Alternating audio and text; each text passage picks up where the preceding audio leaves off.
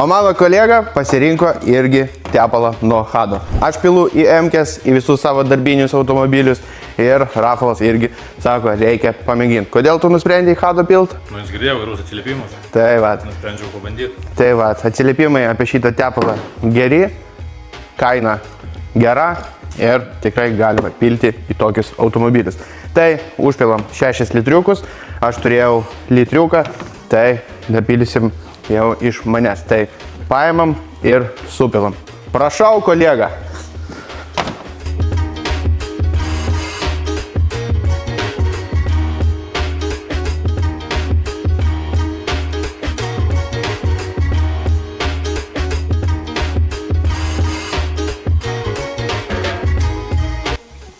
Ar jau tik įkvepia? Apelsinai. Nežinau, bet kiekvienas Hado tepalas skirtingai kvepia. Vienas sausainiais, pavyzdžiui, pavarų dėžę, kur pylėm, tai kvepėjo, žiauriai kvepėjo sausainiais. Šitas apelsinais kvepia. Braškės yra, man atrodo, ne? Braškės tas va raudonas buvo, o šitas irgi labai skaniai kvepia. Nors imk ir gerk. Nu, suėjo. Kiek čia 4 litrai.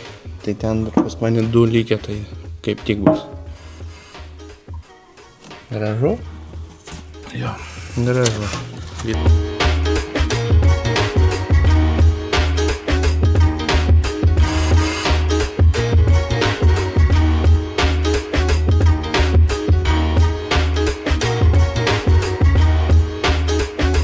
Tai va, chebrytai, jeigu ir jūs prižiūrit savo automobilius, tai rekomenduoju jums rinktis Hado produkciją. Kodėl?